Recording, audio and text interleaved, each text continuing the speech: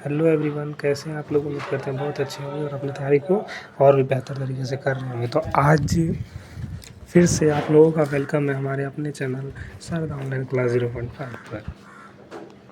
जैसा कि आपको पता है कि हमने केमिस्ट्री का चैप्टर 2 का ऑब्जेक्टिव करवा दिया है और आज चैप्टर 3 का होने वाला है। तो जो भी वैसे बच्चे जो कि चैप्टर 2 का अभी तक ऑब्जेक्टिव नहीं देखे हैं लेकिन मतलब अपनी तैयारी को बेस्ट बनाना चाहते हैं तो एक बार ज़रूर देखिए। तो इसी के साथ हम ज़्यादा आपका टाइम ना लेते हुए फटाफट से वीडियो को स्टार्ट करते हैं और अध्याय 3 में प्रवेश करते हैं। अध्याय 3 में आपका क्या है कि धातु और अधातु के बारे में आपको अच्छे से और कहीं उपधातु के बारे में भी पढ़ना है, यानी कि तीनों के बारे में बेसिकली आप बोल सकते हैं आपको जानकारी इसमें भी लेना है और आपके सिलेबस में है ये। तो चलिए फटाफट से स्टार्ट करते हैं बिना टाइम वेस्ट किए। 1 नंबर क्वेश्चन की ओर आप बढ़िएगा तो देखिए 1 नंबर में क्या कह रहा है कि निम्नलिखित में से किसी चाकू से आसानी से काटा जाता है। यानी कि ये 4 ऑप्शन जो दिया हुआ है लोहा, तांबा, सोडियम, सोना, इसमें से कौन सा ऐसा धातु है जिसको कि हम लोग आसानी से काट सकते हैं चाकू से। तो जानते हैं इसका आंसर क्या हो जाएगा। आप लोग फटाफट से गैस करते जाइए, आंसर को हम टिक करते जाएंगे। देखिए इसका सी नंबर ऑप्शन हो जाएगा करेक्ट ऑप्शन। कितना नंबर? C number option. चलिए 2 नंबर क्वेश्चन देखिए फटाफट से क्या कह रहा है कि सामान्य ताप पर द्रव अवस्था में रहने वाला अधातु कौन सी है। ठीक है, तो देखिए अगर धातु होता यानी अगर यहाँ पे क्वेश्चन में रहता आपका कि अगर पूछता कि समान ताप पर द्रव अवस्था में रहने वाला धातु कौन सा है तो आप इसमें मरकरी या फिर पारा मार देते, यानी कि ए नंबर ऑप्शन आप मारते। लेकिन यहाँ अधातु दिया हुआ है तो इसीलिए आप यहाँ पे क्या मारिएगा, ब्रोमीन मारिएगा। क्या? ब्रोमीन। यानी कि ब्रोमीन ही वो होता है जो कि कमरे के ताप पर किस अवस्था में, द्रव अवस्था में पाया जाता है और ये एक अधातु होता है ये। 3 नंबर क्वेश्चन देखिए क्या कह रहा है कि निम्नलिखित में से कौन सी धातु सबसे अधिक तन्य होती है। तन्य मतलब समझे, तन्य मतलब होता है कि जिसको बहुत ज़्यादा खींच सकते हैं हम लोग। तो ऑप्शन आप देखिए फटाफट से। आशा करते कि आपने गैस कर लिया होगा कि क्या इसका आंसर होने वाला है। तो इसका आंसर होने वाला है आपका डी नंबर, यानी कि सोना सबसे अधिक तन्य होता है। 4 नंबर क्वेश्चन ये क्या कर रहा है कि शुद्ध सोना कितने कैरेट का होता है। ये बहुत ही इजी क्वेश्चन है, अगर आपको नहीं मालूम है तो आप जान जाइए, या फिर बहुत सारे ऐसे बच्चे देख रहे होंगे वीडियो जो कि मतलब कि उनको पता होगा ये सब चीज़। तो वो 24 कैरेट का होता है। कितने का? 24 कैरेट का। और एक क्वेश्चन और बीच में यहाँ पे दे देना चाहेंगे कि तो फिर 22 कैरेट का सोना कहाँ पर यूज़ होता है। इसका आंसर जो है वो कमेंट में ज़रूर बताएं। ठीक है, चलिए बढ़ते हैं आगे। 5 नंबर क्वेश्चन पे क्या कर रहा है कि निम्नलिखित में से कौन सा अधातु विद्युत का सुचालक होता है। इसमें से कौन सा अधातु है जो कि विद्युत का सुचालक हो रहा है। और आपने अगर पढ़ा होगा तो ये एक बहुत ही बोल सकते हैं भयानक वाला अपवाद है ये, नहीं समझे। ग्रेफाइड जो है वो अधातु होते हुए भी विद्युत का चालक कर रहा है। और ग्रेफाइट को अगर आपने देखा है तो कमेंट में बताइए कि आप कहाँ देखे हैं इसको। चलिए बी नंबर ऑप्शन इसका सही हो जाएगा। 6 नंबर क्वेश्चन देखिए क्या कर रहा है कि धातुओं के ऑक्साइड सामान्यतः किस प्रकृति के होते हैं। यानी कि धातु का जो ऑक्साइड होता है वो कौन सा प्रकृति का होता है।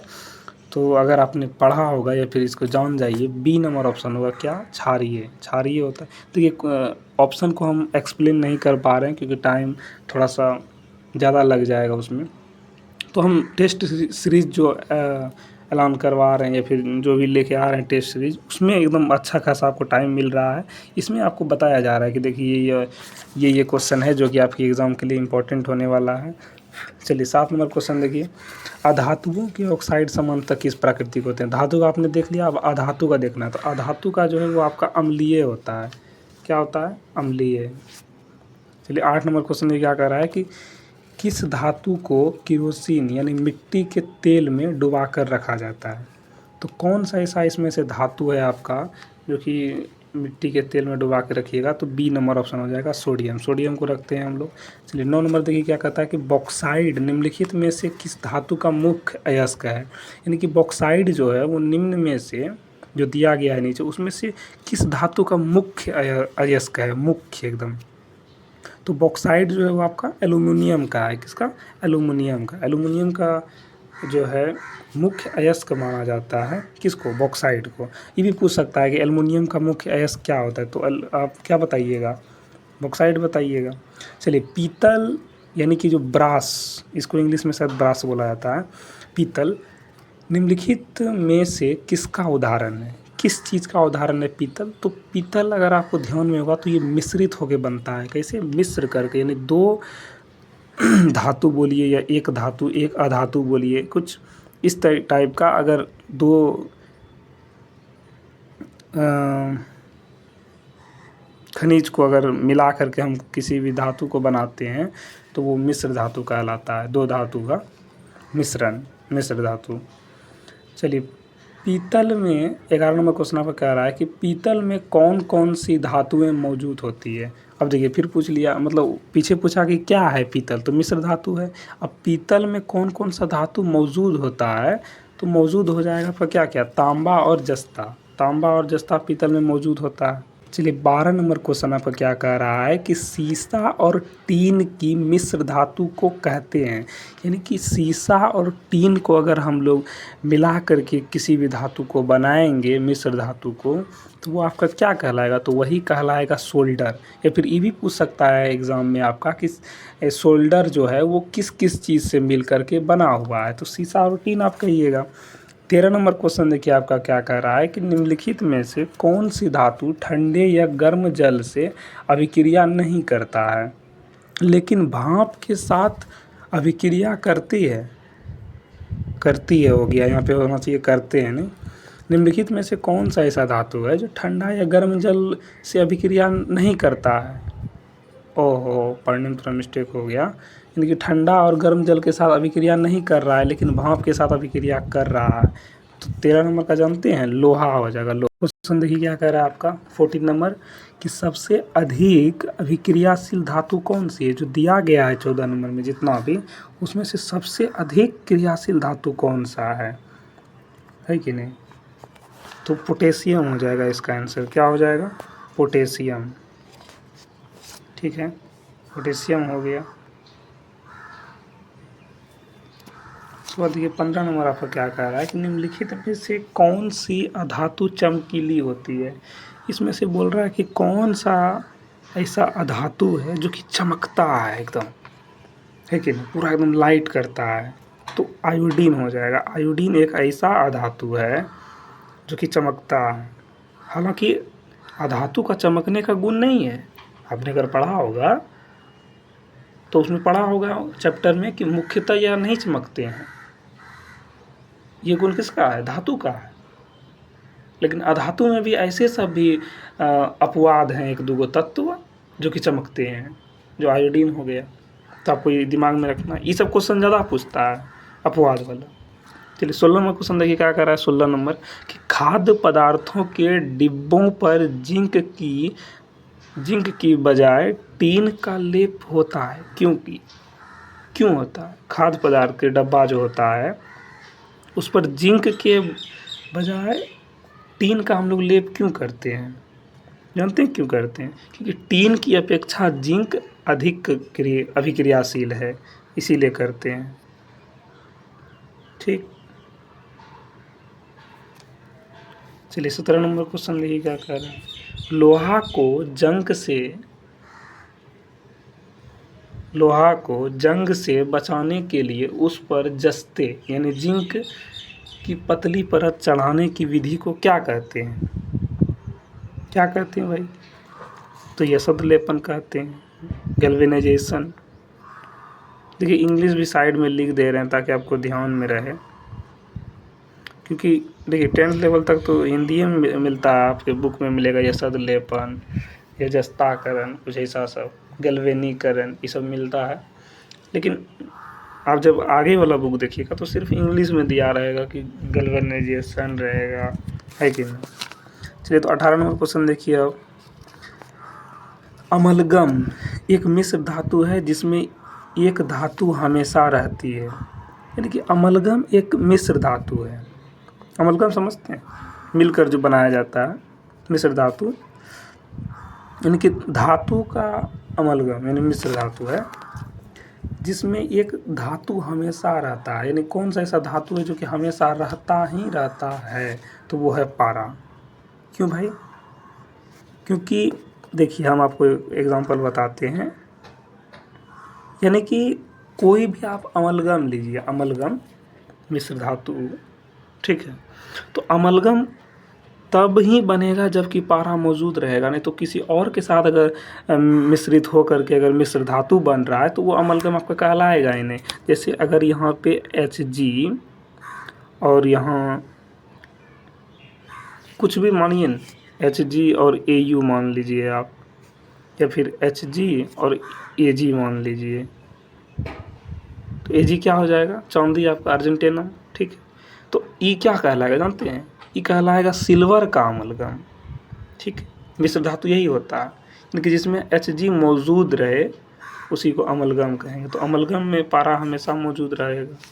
19 नंबर क्वेश्चन ये क्या कह रहा है कि प्रकृति में मुक्त अवस्था में पाई जाने वाली धातु कौन सी है? मुक्त अवस्था में कौन सा धातु पाया जाता है? तो वो सोना। वैसे लोहा भी तो प्रकृति में मुक्त अवस्था में ही पाया जाता है। क्या ये क्वेश्चन आपके दिमाग में नहीं आया? नहीं, मुक्त अवस्था में नहीं पाया जाता है, सोना पाया जाता है। इसका करेक्ट आंसर क्या हो जाएगा? सोना। चलिए 20 नंबर क्वेश्चन ये क्या कर रहा है? एक्वा रेजिया यानी कि रॉयल जल किन दो अम्लों का ताज़ा मिश्रण है? तो किन दो? तो HCl और HNO3 का 3:1 अगर रहेगा तो ताज़ा एक्वा रेजिया है, क्या है कि नहीं? चलिए 21 नंबर क्वेश्चन देखिए आपका क्या कह रहा है कि लोहा एवं इस्पात को जंग से सुरक्षित रखने के लिए उन पर किस धातु की पतली परत चढ़ाई जाती है? लोहा और इस्पात की वस्तु को जब आप जंग से बचाते हैं तो उस पर किस चीज़ का आप पतली परत चढ़ाते हैं भाई? तो जिंक का चढ़ाते हैं कि नहीं? जिंक का चढ़ाते हैं। चलिए 22 नंबर क्वेश्चन देखिए फटाफट से। निम्नलिखित में से कौन उपधातु है? उपधातु कौन सा है इसमें से आपको चुनना है? तो Sb होगा, क्या? एंटीमनी। एंटीमनी जो होता है वो उपधातु होता है। चलिए 23 नंबर क्वेश्चन आप देखिए। तांबा का मुख्य अयस्क कॉपर पायराइड का रासायनिक सूत्र क्या होता है? देखिए तांबा का मुख्य अयस्क क्या होता है? Copper pyrite. इसी क्वेश्चन में मतलब ये क्वेश्चन आपका बोर्ड एग्जाम में भी पूछ सकता है कि तांबा का मुख्य अयस्क कौन सा होता है, तो आप क्या बताइएगा? Copper pyrite. तो तांबा का मुख्य अयस्क जो होता है कॉपर पायराइड, उसका रासायनिक सूत्र क्या होता है? तो उसका रासायनिक सूत्र जानते हैं? CuFeS2 होता है। CuFeS2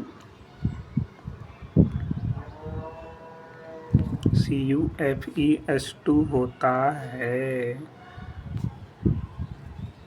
चलिए 24 में क्वेश्चन देखिए क्या कर रहा है कि किस अधातु का उपयोग जल को शुद्ध करने में किया जाता है? इसमें से कौन सा ऐसा आपको उपधातु अधातु नज़र आ रहा है जो कि जल को शुद्ध करने में किया जाता है? तो क्लोरीन। क्लोरीन जो होता है इसका उपयोग हम लोग जल को शुद्ध करने में करते हैं। और 25 नंबर क्वेश्चन देखिए क्या कर रहा है कि धातुएं इलेक्ट्रॉन का क्या करती है? तो धातुएं इलेक्ट्रॉन का क्या करती है? ग्रहण करती है, त्याग करती है कि साझा करती है? तो त्याग करती है। धातुएं जो है वो इलेक्ट्रॉन का त्याग करती है। चलिए 26 नंबर क्वेश्चन ये क्या कर रहा है कि आयनिक यौगिकों के गलनांक और क्वथनांक कैसी होती है? तो जो आयनिक यौगिक होते हैं उसके गलनांक और क्वथनांक वो उच्च होती है। उच्च कैसी? उच्च होती है। 27 नंबर क्वेश्चन देखिए कि ग्रेफाइट कार्बन का एक क्या है? ग्रेफाइट कार्बन का एक क्या है? अपर रूप है कि नहीं? ग्रेफाइट कार्बन का क्या है? तो अपर रूप है। इतना सब तो खैर आपने पढ़ा भी होगा पहले भी। नहीं पढ़ा है तो देखिए ध्यान से। देखिए एक क्वेश्चन अभी जस्ट हम आपके लिए छोड़े थे होमवर्क में, लेकिन वो आ गया अब क्या कर सकते हैं। चलिए देख लेते हैं इसको भी। आभूषण बनाने वाला सोना कितने कैरेट का होता है? तो 22 कैरेट का होता है। उसमें 2 कैरेट कुछ भी मिला दिया जाता है ना, उसके बाद जो है आभूषण बनाया जाता है। चलिए 29 नंबर देखिए क्या करा है कि हेमेटाइट किस धातु का अयस्क है? तो हेमेटाइट जो है वो लोहा का अयस्क है। हेमेटाइट क्या है कि नहीं?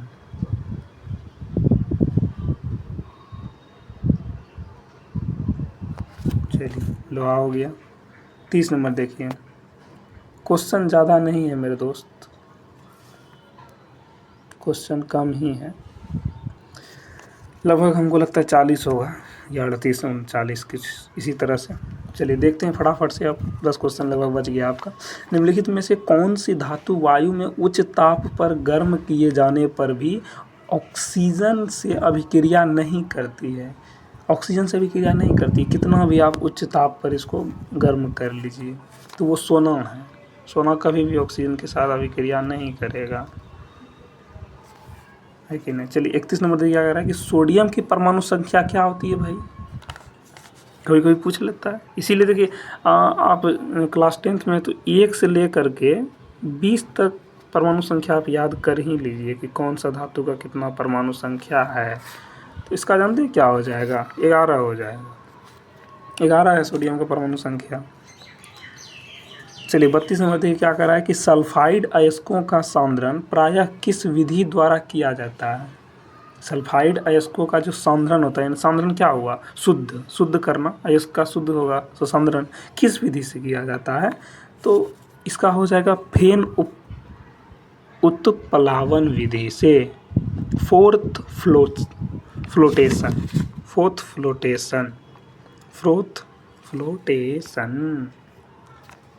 समझे बात को, फ्लोटेशन के द्वारा। चलिए 33 नंबर देखिए, 33 क्या है कि कार्बोनेट अयस्क को सीमित वायु में उच्च ताप पर गर्म करने की प्रक्रिया को क्या कहते हैं? कार्बोनेट अयस्क जो होते हैं उसको सीमित वायु में उच्च ताप पर गर्म करने की प्रक्रिया क्या कहलाती है? तो मेरे दोस्त इसका आंसर हो जाएगा बी, यानी कि निस्तापन कहलाता है। और देखिए ये निस्तापन और भर्जन जो है ये आप वीवीआई समझ लीजिए, पूछ ही देगा, पूछ भी सकता है कि नहीं। कैल्सिनेशन जिसको बोलते हैं, और भर्जन को बोलते हैं क्या? रोस्टिंग बोलते हैं उसको, रोस्टिंग। 34 नंबर देखिए क्या कह रहा है कि विद्युत अपघटनी परिष्करण में अशुद्ध धातु को बनाया जाता है। कैसा बनाया जाता है विद्युत अपघटनी में? तो अशुद्ध जो होते हैं, अशुद्ध धातु को एनोड बनाया जाता है उसको।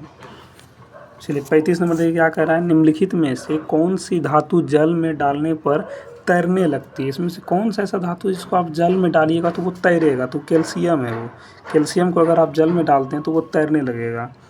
36 नंबर क्वेश्चन देखिए क्या कह रहा है आपका, 36 कह रहा है कि सबसे कठोर प्राकृतिक पदार्थ कौन सा है? सबसे कठोर कौन सा है? तो हीरा होगा, है कि नहीं। हीरा है तो सबसे कठोर है ना। चलिए 37 नंबर देखिए क्या कह रहा है कि तांबे के बर्तनों पर हरे रंग की परत जमाना क्या कहलाता है? तो संक्षारण कहलाता है कि नहीं। संक्षारण कहलाता है भाई।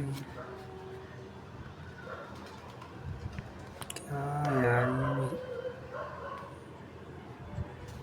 चलिए 38 नंबर देखिए क्या कर रहा है, और आपका 2 क्वेश्चन बच गया है, यानी कि 3 क्वेश्चन भी बचा हुआ है। 38 नंबर देखिए क्या कर रहा है कि जिंक ब्लेड जेडएनएस निम्नलिखित में से किस धातु का अयस्क है? जिंक ब्लेड किसका अयस्क है? तो जिंक का ही अयस्क है ना? निम्नलिखित में से कौन सा युग्म विस्थापन अभिक्रिया प्रदर्शित करता है? जानते हैं सही आंसर क्या हो जाएगा? AgNO3 विलयन का विलयन और कॉपर धातु। तो यही दोनों जो है ये आपको विस्थापन को प्रदर्शित करता है। क्या? विस्थापन।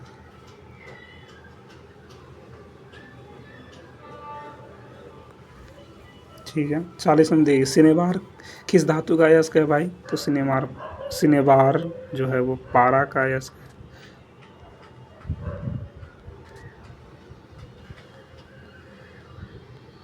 किसका है? पारा का।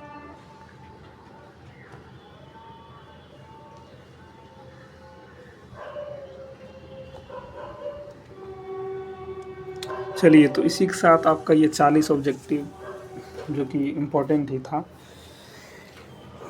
जो कि आपका यहाँ पे एंड हो रहा है। और इस वीडियो के माध्यम से एक छोटा सा सूचना देने जा रहे हैं कि अभी तक तो सिर्फ ऑब्जेक्टिव को लेकर आया करते थे, है ना, लेकिन अब जो है, अब आपका जो है अच्छे से चैप्टर वाइज चैप्टर जो है आएंगे हम यूट्यूब पर और आपको समझाया करेंगे। हर एक चैप्टर का मान लीजिए 10 टॉपिक डिस्कशन होगा, ठीक है। तो अगर आपका रुचि है तो आप ज़रूर देखिए, बाकी बात तो लगे रहिए अपनी तैयारी में और बेहतर करिए अपनी तैयारी को, ठीक है। चलिए, इसी के साथ अब अलविदा लेते हैं यहाँ पर। चलिए, ठीक है, धन्यवाद। लगे रहिए अपनी मेहनत और तैयारी को एक लंबी उड़ान देने के लिए। तब तक के लिए बाय, गुड बाय, जय बापा की।